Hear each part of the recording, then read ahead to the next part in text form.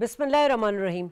नाज़रीन, मोदी सरकार को जो भारत के प्राइम मिनिस्टर हैं, उनको पाकिस्तान के हाथों जो बदतरीन शिकस्त हुई है, उसके बाद अपने ही मुल्क में उन पर शदीद तनकीद की है।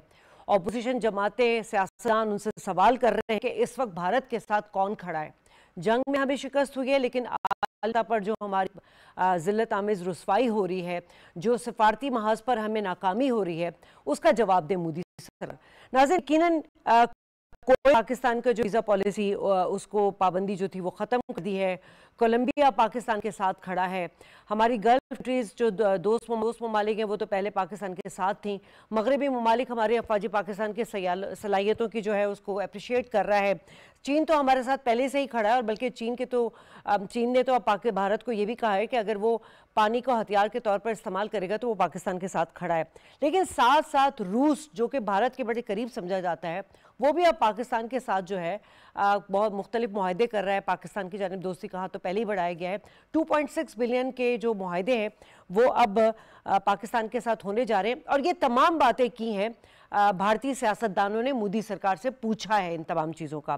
पाकिस्तान जो पहले ही भारत को बेनकाब करता चला आ रहा है, इस बार जो सफारती महाज पर उसे नाकामी हो रही है, बैनुल अक़वामी तौर पर नाकामी हो रही है। इस वक्त पाकिस्तान UN के यूनाइटेड नेशन के जो अक़वाम मुत्तहिदा का एक प्लेटफॉर्म है उसको भी इस्तेमाल कर रहा है, मुख्तलिफ फोरम्स पर भी जा रहा है।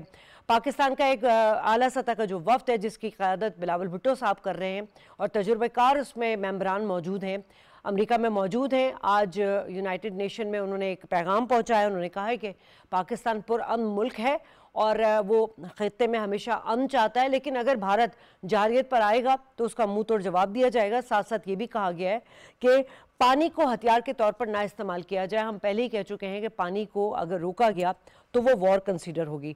सो आज हम इसी हवाले से बात करेंगे कि भारत को जो है वो बैनुल अक़वामी तौर पर जो सफारती नाकामी का सामना हो रहा है, पाकिस्तान इसको किस तरह कैपिटलाइज करेगा। मेरे साथ जो गेस्ट मौजूद हैं उनका तारुफ करा दूं। मेरे साथ air commodore retired Khalid Chishti साहब मौजूद हैं, डॉक्टर हुमा बकाई हमारे साथ तजियाकार मौजूद हैं। आप दोनों को वार्म वेलकम कहते हैं। खालिद चिश्ती साहब, अगर मैं थोड़ा सा आगाज़ कर लूँ कि इस वक्त जो भारत के जो आला अफसरान हैं, जिस तरह उनके स्टेटमेंट सामने आ रहे हैं और जिस तरह भारत में उनको लेकर डिस्कस किया जा रहा है, ख़ास तौर पे ब्लूमबर्ग को जो भारतीय आर्मी चीफ अनिल चौहान है, उन्होंने जो बात की, उन्होंने कुछ चीज़ें एडमिट भी की हैं और भारतीय एयर चीफ ने भी पोल पट्टियाँ खोल दी हैं।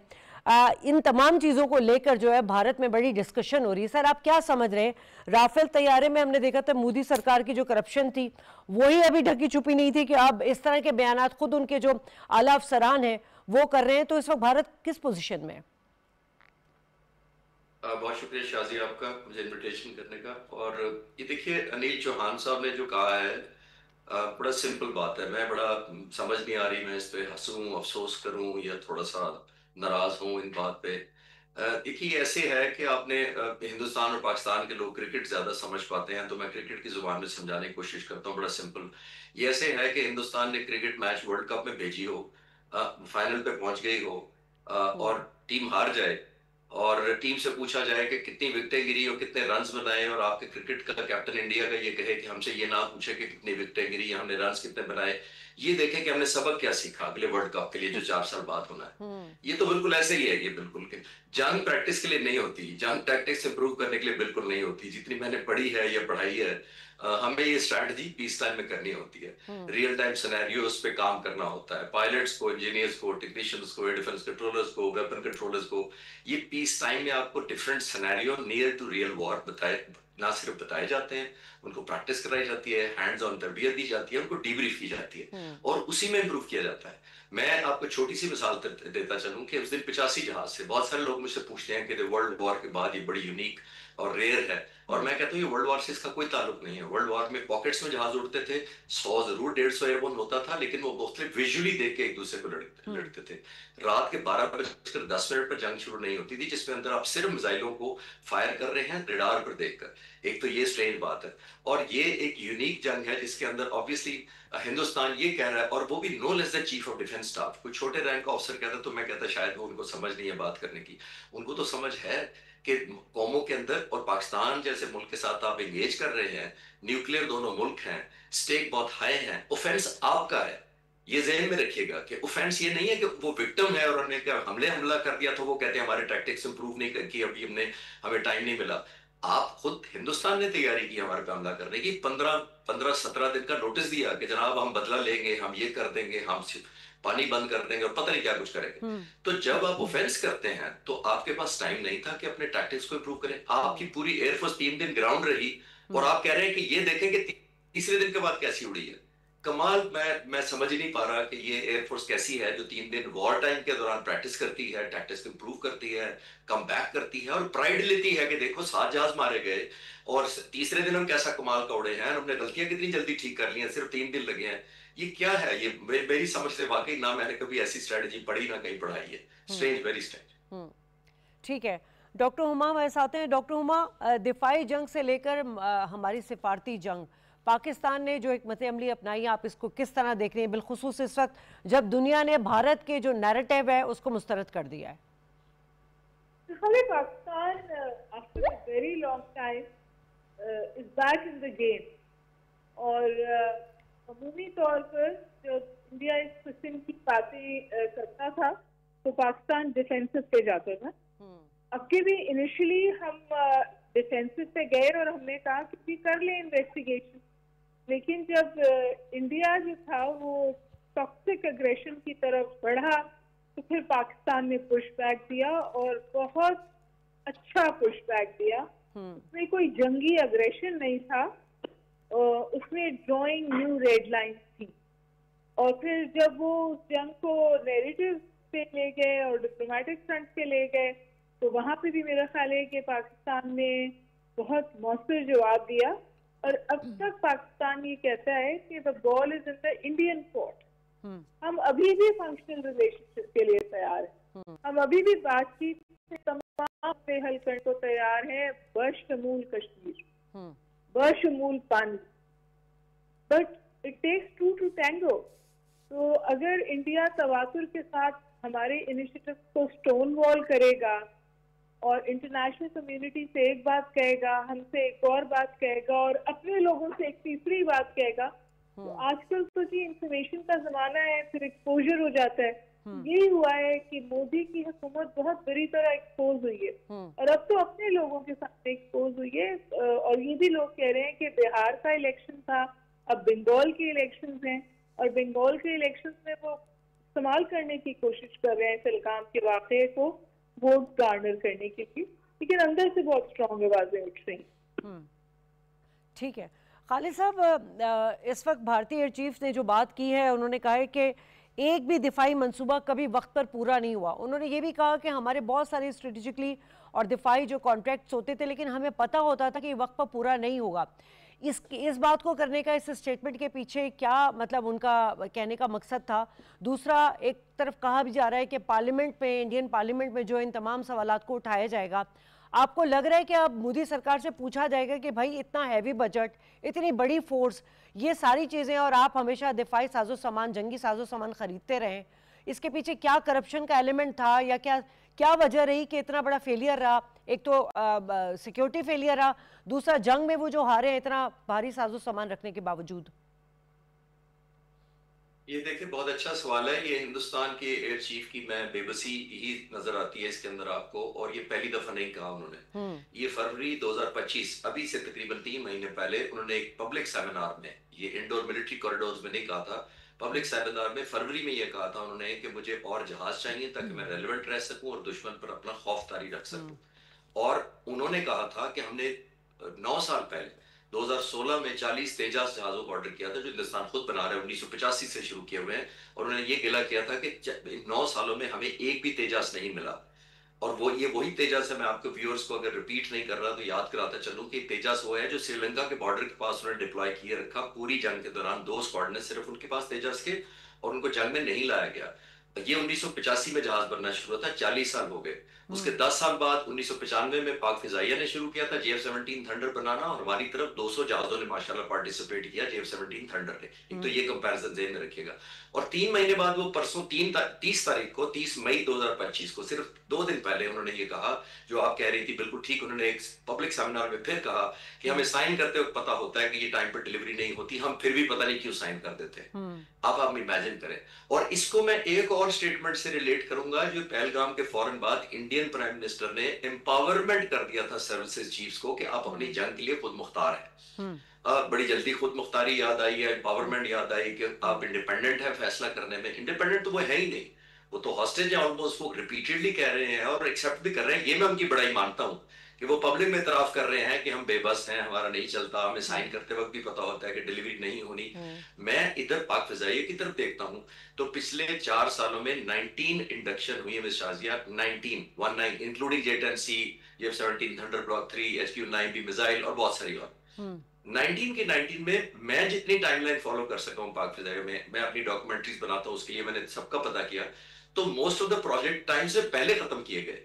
ये आप दूसरी तरफ देखिए, J-10C पहला मुल्क था पाकिस्तान लेने वाला, और रिकॉर्ड मुद्दत में पाकिस्तानी पायलट्स ने इनको प्रोफिशिएंसी हासिल की, डे एंड नाइट दोनों। तो हमारी तरफ सेम डिफरेंट है, और आपके सामने परफॉर्मेंस भी नजर आ जाती है जब आप एम्पावर्ड होते हैं ऑलरेडी, और ऑल टाइम एम्पावरमेंट होती है। मैं अपने एयरफोर्स चीफ की बात कर रहा हूँ और बाकी लीडर्स जो पहले हमारे एयरफोर्स के रहे हैं उनकी बात कर रहा हूँ। तो यहाँ तो मैंने इनको कभी किसी को मैंने बेबस नहीं देखा। जिनके साथ मैंने काम किया है या जिनको मैं आज भी जानता हूँ और ये राब्ते में रहता हूँ, उन्होंने मुझे कभी ये नहीं कहा कि हम ये चाहते थे लेकिन हमें दिया नहीं, हम ये चाहते थे लेकिन मुझे पता था कि तो मिलना तो है ही नहीं। ये सारी बेबसी उसी तरफ है। एक और इम्पोर्टेंट बात जो मैं क्लोजिंग से पहले कहना चाहूंगा, देखिए जब आपकी माइंड में कॉज जस्ट नहीं होती किसी जंग के लिए, तो जंग भी फिर जस्ट नहीं होती। अगर आप एक लिमिटेशन या कॉजेस, जब आपकी कॉज एक हैम्पर्ड है तो आपकी वॉर भी फिर हैम्पर्ड है, और उसका रिजल्ट भी आपने देखा फिर हैम्पर्ड ही निकलता है। जी ठीक है डॉक्टर हुमा, इस वक्त बिलावल भुट्टो एक वफ्द लेकर पहुंचे हुए हैं। बिलावल भुट्टो इटसेल्फ जो है वो यूनाइटेड नेशन में बड़ी एक यंग एक्टिव हमें फॉरेन मिनिस्टर के तौर पे माजी में नज़र आए, और साथ साथ उनकी जो इंटरनेशनल अफेयर्स हैं उसमें भी उनकी बड़ी दिलचस्पी भी है। इस वक्त आप क्या देख रही हैं कि वो इस वक्त क्या क्या चीज़ें अचीव कर सकते हैं ऐसे वक्त में जब उनके साथ बड़े तजुर्बेकार लोग भी मौजूद हैं? देखिए, एक मल्टी पार्टी डेलीगेशन है जिसमें फॉरेन ऑफिस के भी बहुत सीजन्ड लोग हैं। जी, जलील जलानी साहब हैं, तहमीना हैं, दोनों बहुत सीजन्ड हैं। जी, फिर साहब कुछ इकोनॉमिक और ट्रेड के डायनेमिक्स ले आते हैं। तो मैं then of course Sherry Rahman is there, और led by बिलावल। तो बिलावल भुट्टो साहब का फॉरेन मिनिस्टर का पोर्टफोलियो था केयरटेकर सेक्टर में, वो उनका पास करके बहुत उनका एक्सपोजर हुआ, और उस जमाने में उन्होंने बहुत एक्टिव डिप्लोमेटिक फुटवर्क किया पाकिस्तान के लिए। फिर I was in Davos, the world economic forum, तो मैंने वहाँ पर उनको इंटरनेशनल प्रेस से इंटरेक्ट करते हुए देखा है। तो जब वो पाकिस्तान का मौका बयान करते हैं तो वो बहुत आर्टिकुलेट थे, और वो मतलब पाकिस्तान के से बात करते हैं, एक पार्टी की बात नहीं करते, और which is very very healthy. तो अभी भी देखिए इंडिया जो है वो इंटरनेशनली एक कंट्रोल पर है। वो उन्होंने एक बहुत बड़ा कोई 63-64 लोगों का डेलीगेशन है, वो जगह जगह कैपिटल जा रहे हैं, और वो अपने को दोबारा जिंदा करने वाली 20 साल से जो नैरेटिव बिल्डिंग की थी इंडिया ने, वो तो like house of cards down.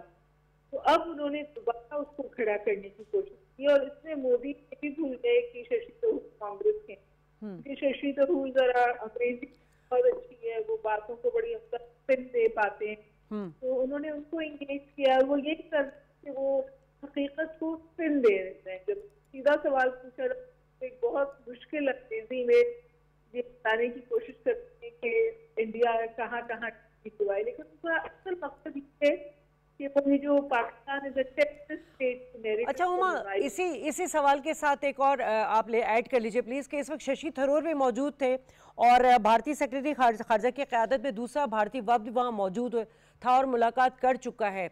इस तमाम सिनेरियो में हमारा जो डेलीगेशन गया उसकी आप अहमियत किस तरह देख रही हैं?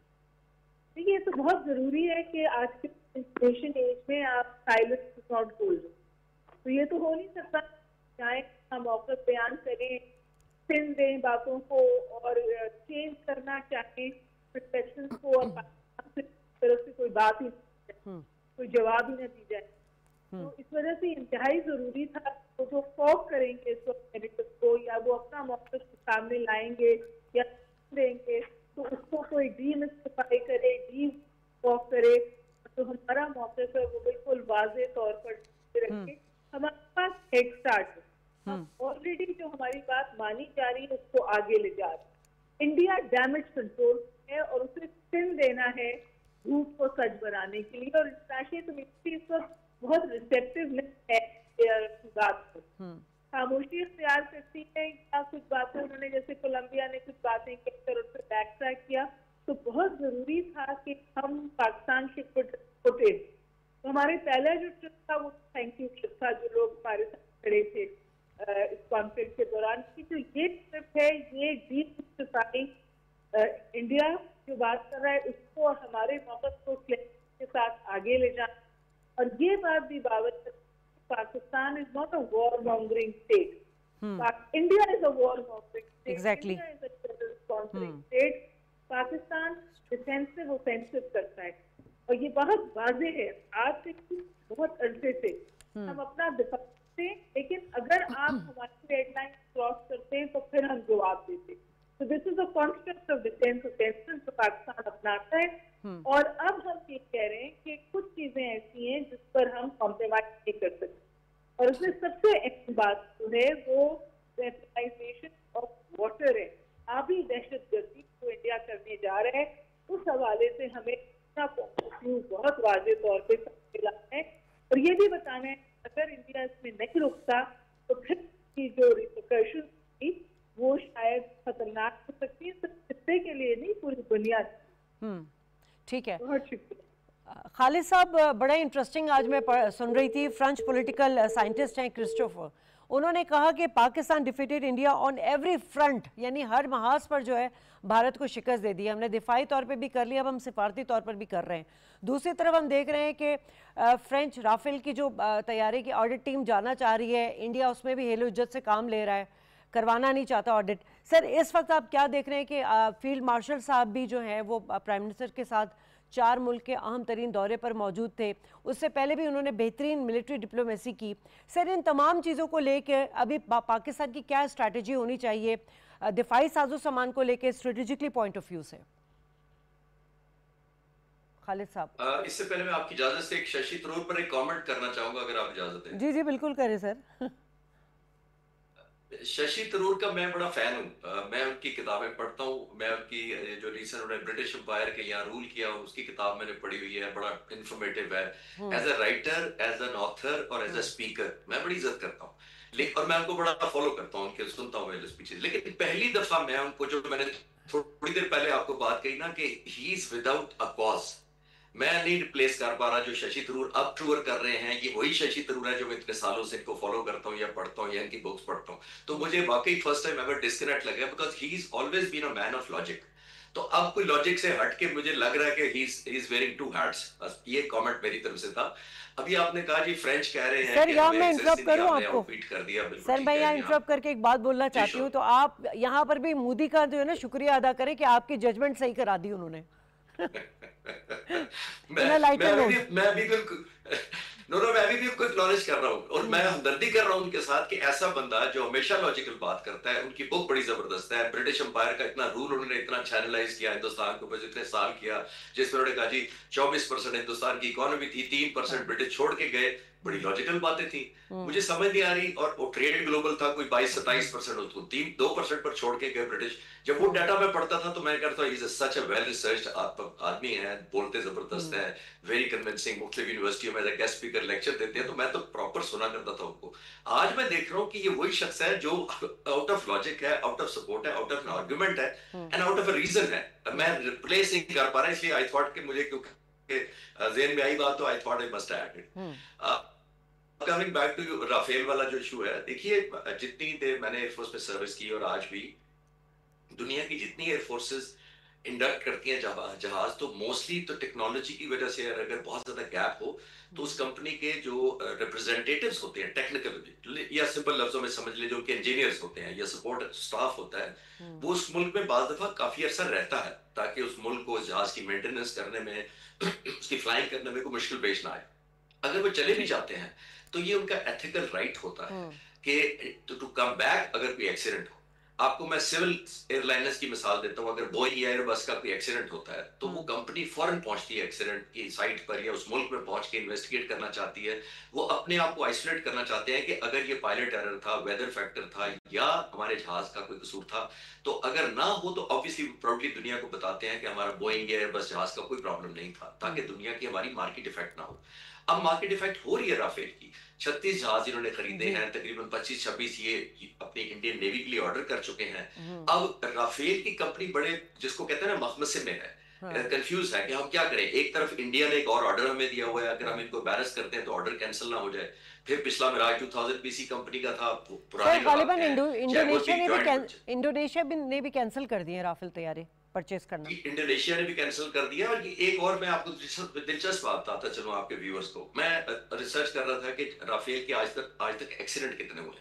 ये जो एक रात में हमने 3 मारे, तो मैंने कहा मैं देखता हूँ। 2001 में फ्रेंच नेवी ने ये पहली दफा इंडक्ट किया था जहाज, फ्रेंच नेवी ने, बाद में एयरफोर्स ने किया। इस वक्त 290 जहाज दुनिया में उड़ रहे हैं मुख्तलिफ मुल्कों में, जिसमें ग्रीस है, जिसमें इंडिया है, इजिप्ट है, इस तरह के मुल्क है।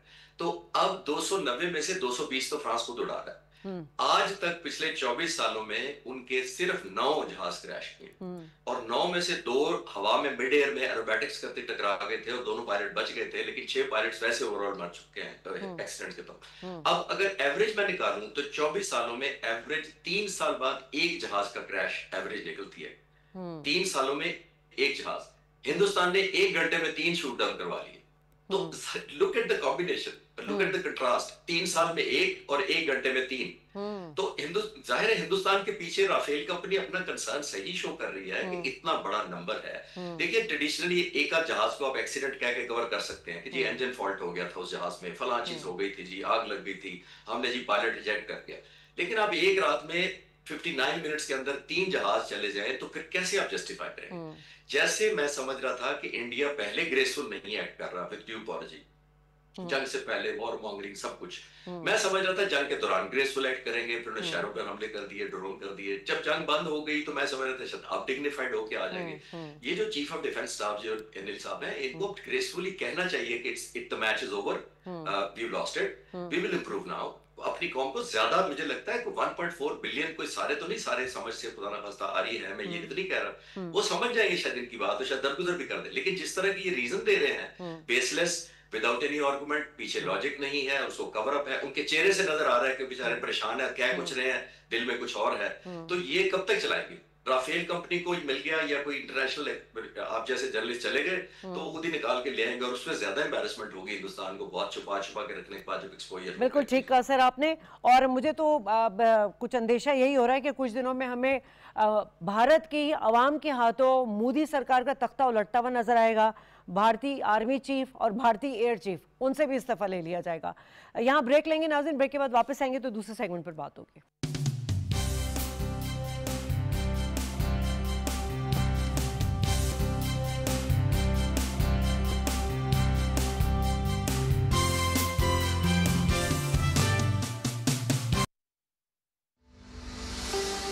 जरा सोचिए, अगर आप लाखों का जानवर खरीद सकते हैं, हजारों रुपए कसाब को भी दे सकते हैं, तो कुछ पैसे किसी खाक ग्रुप को देकर गली में बहने वाला जानवर का खून और अलाइशें साफ क्यों नहीं करवा सकते? कुर्बानी के जानवरों का खून गलियों और नालियों में न फेंकें। अलाइशें घर के बाहर हरगिज न फेंकें, इससे बदबू के साथ साथ मक्खियाँ आती हैं और जरासीम परवरिश पाते हैं। अलाइशें ठिकाने लगाने के लिए म्युनिसिपल अमले से ताउन करें ताकि दूसरों को तकलीफ न हो। जरासीम कुश स्प्रे का ज्यादा से ज्यादा इस्तेमाल करें। आए इस ईद पर आज़म करें और सफाई का खास ख्याल रखें, क्योंकि सफाई निस्फ ईमान है।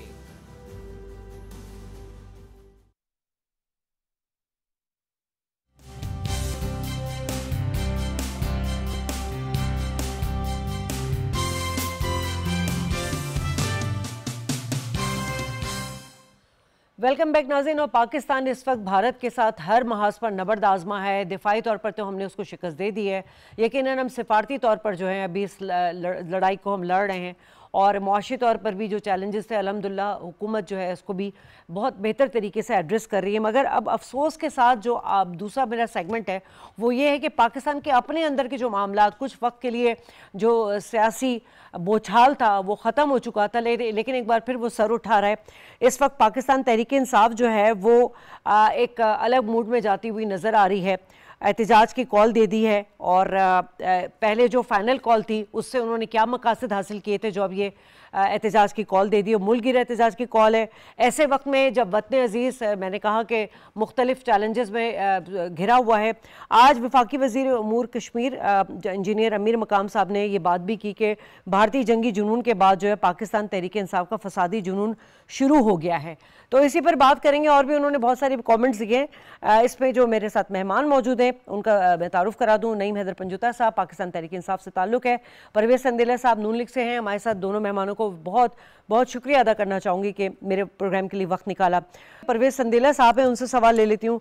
परवेज़ संदेला साहब, एक तो आप लोगों को बहुत बहुत मुबारक हो सर कि संबड़ियाल ज़मनी इलेक्शन में जो है मुस्लिम लीग नून की जो है वो एक बार फिर फतह हुई है, और यकीनन ये फतह जो है वो हर उस महाज पर है पाकिस्तान जहाँ इस वक्त स्टैंड कर रहा है। लेकिन ऐसे वक्त में पाकिस्तान तहरीक इंसाफ और बानी PTI की जो एहतजाज की कॉल है इसको हुकूमत किस तरह देख रही है? बहुत शुक्रिया। पहले तो सबसे पहले और मैं पूरी कौम को मुबारकबाद देता हूँ, क्योंकि ये संबड़ियाल की जो जीत है ना, ये खिदमत की जीत है, लगन की जीत है। पाकिस्तान का पूरी अमन, दुनिया में जो एक अमन का पैगाम था जो भारत के खिलाफ हमने एक, मेरा ख्याल है अपने से 6 गुना बड़े दुश्मन से जंग जीती, ये उसकी समर का नतीजा है। अवाम को चाहिए क्या, अवाम ने उसको देखकर वोट देना है। देखें, वरगलाया गया और बहुत सारे लोग जो है वो उस फरेब और धोखे में आ गए कि जब इमरान खान आए तो पता नहीं कौन सी क़यामत ले आएंगे। लेकिन अब लोगों ने देख लिया, उनका दौर भी देख लिया और उनके अपोजिशन के अदवार भी देख लिए कि पाकिस्तान जैसे ही थोड़ा सा टेक ऑफ करने की तरफ जाता है तो खान साहब कोई ना कोई धरना, और ये कोई नई बात नहीं है। मियाँ साहब के दौर में, मियाँ मोहम्मद नवाज साहब के दौर में 2013 में जब हुकूमत संभाली थी तो मामलात बेहतरी की तरफ जा रहे थे। तो बाकायदा तौर पर आपको याद है चाइना के सदर का दौरा रोकने के लिए, जिसमें अरबों रुपए की इन्वेस्टमेंट आ रही थी, वो अपना धरना लेके इस्लामाबाद में डी चौक में पहुंच गए थे। तो वो कोशिश कर लें, आप रिजेक्टेड हैं ये हर तरफ से।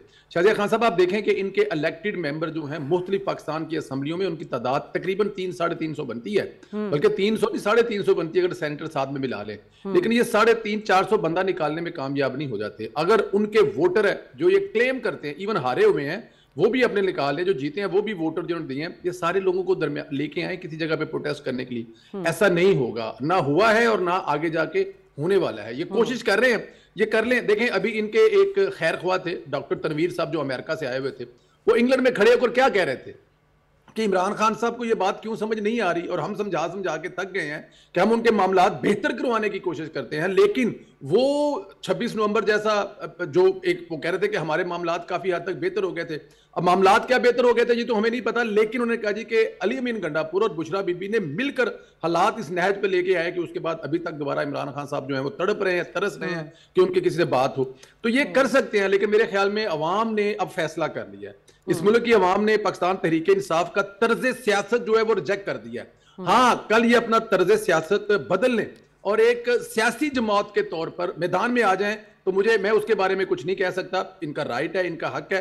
लेकिन जो मौजूदा तर्ज सियासत है, देखें, इतना तो तकलीफ हिंदुस्तान को नहीं हो रही पाकिस्तान के जीतने की जितनी तकलीफ पाकिस्तान तहरीक इंसाफ के लोगों को हो रही है कि पाकिस्तान जंग जीत कैसे गया है। जिस किस्म की सोशल मीडिया पे कैंपेन चल रही है, जिस किस्म का रवैया अपनाया जा रहा है, क्या ये किसी अपने ही मुल्क की सियासी पार्टी का, वो भी एक ऐसी सियासी पार्टी जो 3-3.5 साल इक्तदार में रही है, और वो अपने ही मुल्क की फौज के खिलाफ, जिनको वो कभी कौम का बाप कहा करते थे, ये रवैया समझ में आने वाला रवैया है। तो मेरे ख्याल में पाकिस्तान तहरीक इंसाफ जो है अब कोई भी कोशिश कर ले, ट्राई कर ले, अंदर से बैठा इमरान खान जो है वो ये कह सकता है कि अंदर से मैं तहरीक चलाऊंगा, लीड करूंगा, लेकिन निकलेगा कोई नहीं। ठीक है नईम साहब, बात यही हो रही है कि इस वक्त जो मौजूदा सूरत हाल है जिसमें पूरी कौम जो है मुत्तहिद है, हुकूमत के साथ भी, अफवाज पाकिस्तान के साथ भी, आपने देख लिया है। लेकिन से सवाल ये पैदा होता है ऐसे वक्त में जब हम भारत को एक चैलेंज के तौर पे ले रहे हैं, सिफारती महाज पर हम अपनी कामयाबी के लिए गए हुए हैं, ये सियासी अदम इस्तेहकाम का मुतहम्मिल मुल्क हो सकता है इस वक्त? बहुत शुक्रिया, बड़ी नवाजिश आपने मौका दिया। देखें, पहली बात तो ये है कि जहाँ बात ये जा रही है कि पाकिस्तान जो है इस वक्त जिस सूरत से दो चार है, हमें मसाइल हैं, भारत वाला मामला है, इस वक्त पाकिस्तान के अंदर दहशतगर्दी वाला मामला है, पाकिस्तान के अंदर मुआशरत वाला मामला है, तो इस तमाम तर जितने भी मामला हैं इनका हल ये है कि पाकिस्तान के अंदर जो है अवाम की मैंडेट की हुकूमत हो। हम जो है वो भारत के साथ उधर जो है जंग जीता है तो पूरा पाकिस्तान जीता है। और DTI इख्तियार ने ये कहा कि पाकिस्तान के नौजवान ये जिस तरह इन्होंने रोल अदा किया और तमाम जमातों ने रोल अदा किया, तो हर एक ने पाकिस्तान तरीके इंसाफ की तारीफ की। ये एहसान नहीं है हमारा पाकिस्तान के ऊपर, ये हम तमाम लोगों का फर्ज है। लेकिन आप अपनी सियासी स्कोरिंग के लिए ये कहते हैं कि 9 मई के जो वाकयात हैं वो ज्यादा जो है वो उसके अंदर कशीदगी थी या ज्यादा पाकिस्तान को नुकसान हुआ इंडिया के वार की निस्बत। तो ये आपकी सोच है जो सिर्फ और सिर्फ इसलिए सोच है या उसकी जो आप अक्कासी कर रहे हैं कि ताकि आप अपने पॉलिटिकल स्कोरिंग जो है उसको उस मुहाल तक आप पहुंच सकें।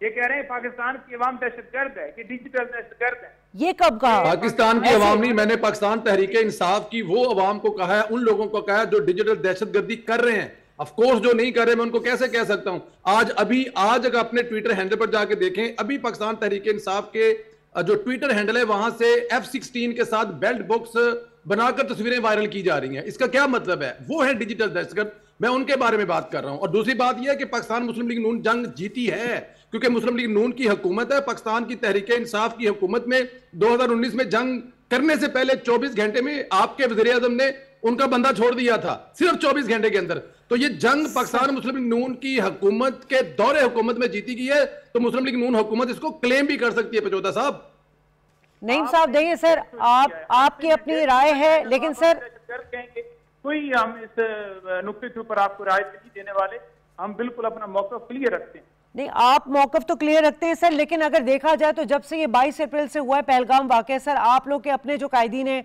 उनकी स्टेटमेंट उठा के देख लें। उमर अयूब साहब की स्टेटमेंट को बड़े ही तनकीद का निशाना बनाया गया और एक तरह से देखा जाए तो मुल्क की सलामती और इस्तेहकाम और फिर खारजी असरात जो है उसको नुकसान पहुंचाने के हवाले से बात हुई।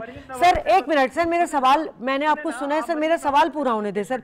सलमान अकरम राजा साहब ने आज बात की है सर, जनरल हमारे चेयरमैन, हमारे चेयरमैन इमरान खान साहब ने अडयाला जेल के अंदर, मैं बात कर रही हूँ सर इस वक्त जो है ना आप लोगों का एक एक लफ्ज जो है सर, उन्होंने मैसेज भेजे, हमारे तमाम लीडरान ने बात की, पाकिस्तान के हक की बात की और तमाम जमातों ने तस्दीक। नहीं सर, मोरल डाउन करना नहीं चाहिए। देखिए सर, मेरी सर एक मिनट सर, इस वक्त पाकिस्तान की तमाम सियासी जमातों ने हुकूमत पर, अफवाज पाकिस्तान पे अपना पूरा एतमाद जाहिर किया, मां सिवाय आप लोग के कायदीन के। उमर अयूब साहब का जो स्टेटमेंट है मुल्क की सलामती इस्तेहकाम के लिए बहुत खतरनाक था सर।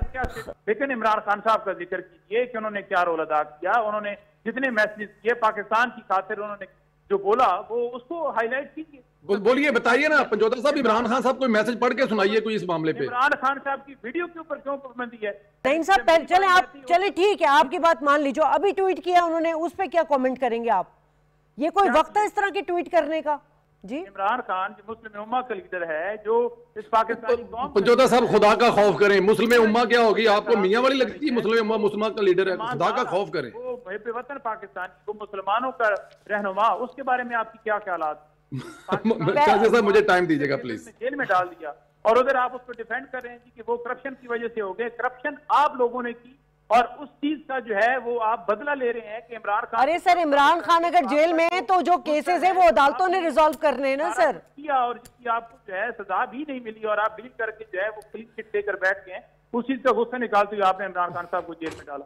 आप उस सब मुझे जरा प्लीज, आप अपनी बात करेंगे, सिर्फ आप अपनी राय जो है वो कायम करेंगे, उस राय के जरिए आप दूसरी जमात को लिताड़ने की कोशिश करेंगे, उसके अलावा आपको कोई एजेंडा नहीं। सर मैं तो सिर्फ इतनी बात कर रही हूं कि शाहजा साहब आप प्लीज अगर मुझे रिप्लाई करेंगे सर, बोले साहब को। पंचोदा साहब जो है ना वो मेरे ख्याल में अपने ही लीडर को डिफेंड नहीं कर देते और खुदा के वास्ते मुस्लिम उम्मा का ताल्लुक जो इमरान खान से ना जोड़े। हमारे हालात बड़ी मुश्किल से बेहतर हो रहे हैं उसके मुल्क में। हाथ जोड़ता हूं मैं, मेरे भाई मेरी सुन ले, मैं आपकी दफा नहीं बोला पंचोता भाई, मेरी बारी भाई, मेरी अर्ज सुन ले, फिर आप अपनी बारी पे जो मर्जी कर लीजिएगा, जो कहना है आपने कह दीजिएगा। मैं ये कह रहा हूं कि इस वक्त इमरान खान को मुस्लिम उम्मा के साथ मत जोड़ें। इस मुल्क के हालात बेहतर हो रहे हैं, हमारा एतमाद बहाल हो रहा है सफारतकारी की वजह से। अमेरिका से लेकर सऊदी अरब, चाइना, तुर्की सब हमारी तरफ देख रहे हैं, तो हमें इमरान खान के साथ ना जोड़ें। वो अपनी चोरी की सजा जेल में काट रहा है, उसको काटने दें। मुझे जरा इतनी बात बताएं कि इमरान खान साहब की कौन सी ट्वीट ठीक थी कि उन्होंने आसिम मुनीर साहब को ओहदे से हटाया था या नहीं हटाया था?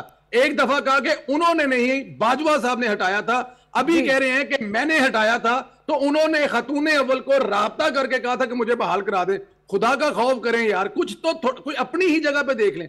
2 ट्वीटें हैं मुख्तलिफ वक्तों में इमरान खान साहब ने की हैं, एक ही बात पे 2 उनके यू टर्न है। आप कह रहे हैं ये मुस्लिम उम्मा का लीडर है जिसकी बेगम को सिफारिश की जा रही है, बल्कि जिसकी बेगम की चोरी पकड़ी गई थी, जिनकी बेगम की चोरी जाकर दिखाई थी इमरान खान साहब को, और उस वजह से उन्होंने उस वक्त के डीजी आए जो उनके साथ जो वो कार्रवाई की थी। तो मेरे ख्याल में थोड़ा सा ख्याल किया करें। इसका जवाब ले लेते हैं नईम साहब प्लीज। क्या उनके ऊपर इज्जत का केस बना है? दिखाएं मुझे, क्या उनके खिलाफ जो है गवाह पेश किए? मेरे इस सवाल का जवाब दें कि इमरान खान साहब ने एक ही मौक़िफ़ पे 2 ट्वीटें की हैं, उन्होंने हटाया था या नहीं हटाया था, ये बताएं जरा। वाली तो आपको भी तकलीफ होगी, लेकिन आपने खातून अव्वल जो थी उनके बारे में जो जो बातें की थी और जिस तरह से इज्जत उछाली पूरी पाकिस्तान की जो अवाम है उसके दिल के ऊपर आपने तीर मारे। Come to the point sir, चलें come to the point please. बैठे हो कि पाकिस्तान के अंदर बड़ी कोई दूध की नहरें बह रही, कहां बह रही है भाई नहरें? अल्हम्दुलिल्लाह दूध की नहरें बह रही हैं सरकार। उस दौर से दौर ये बहुत बेहतर है जब आपके कायद जो इस वक्त हुक्मरानी कर रहे थे। अच्छा नईम साहब ये बता दीजिए मुझे इस वक्त प्लीज सर, ये जो आप लोग जो एहतजाज करने जा रहे हैं, मुल्क गिर एहतजाज, नईम साहब सर ठंडे हो जाए थोड़ा सा। सवाल ये है मेरा कि ये जो एहतजाज की कॉल देने जा रहे हैं इसका मकसद क्या है? आप लोगों ने फाइनल कॉल में क्या हासिल कर लिया था सर, जो इस वक्त पाकिस्तान जिस तरह मैं आपको बार बार कह रही हूँ एक इत्तेहाद मुत्तहिद होकर जो है वो भारत को फेस कर रहा है, और पाकिस्तान की एक कवाम इस वक्त जो हुकूमत और अफवाज पाकिस्तान के साथ खड़ी है, ऐसे में आपके एहतजाज की कॉल का मकसद क्या है? भारत के साथ जंग है, हमें एहसास है, हमने उसके हक में रैलियां भी निकाली हैं, हमने उसके हक में बयान भी दिए हैं। आपको क्या एहसास है? आप छोड़ देना ये लूट मार, आप रूल ऑफ लॉ ले आए, आप जमहूरियत लेकर आए, आप लोगों के बुनियादी इंसानी हकूक बहाल करें। हमारे तो मुतालबात यही कहती हैं और हम इसलिए एहतजाज कर रहे हैं। किसी भी माशरे के अंदर पुरअमन एहतजाज के जरिए आप किसी भी गैर सर आप लोग मुल्क के लिए निकल रहे हैं सर, आप लोग मुल्क के लिए एहतजाज कर रहे हैं नईम साहब,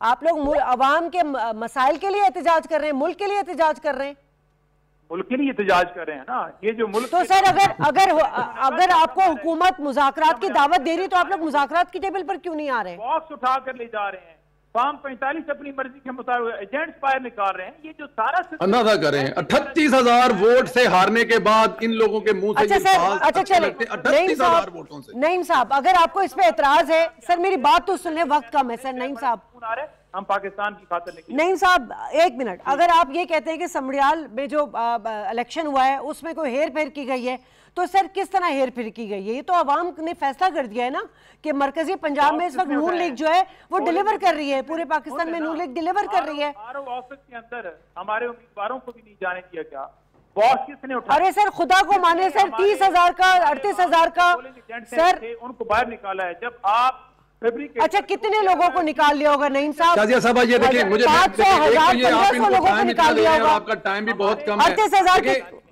सर ये कहा कि ये form 45 sir margin of victory 38,000 का गैप है सर, आप कैसे कह सकते हैं नईम साहब के निकाल दिया पोलिंग स्टेशन से? आप मेरे हल्के के अंदर आ जाए, मैं आपको इधर दिखा देता हूँ जो धांधली की है।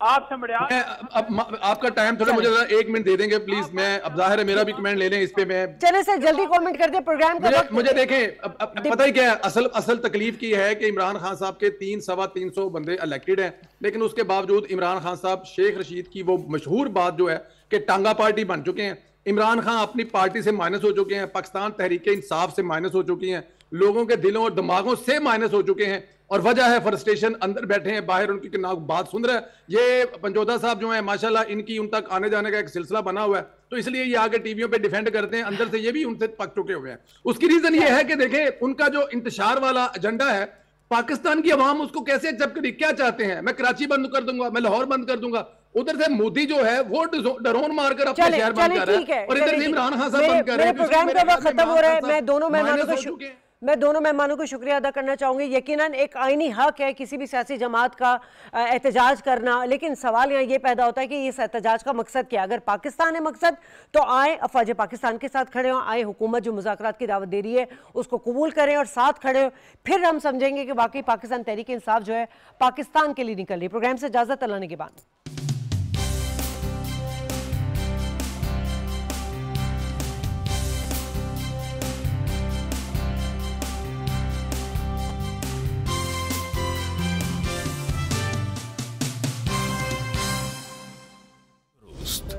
हर वक्त बर वक्त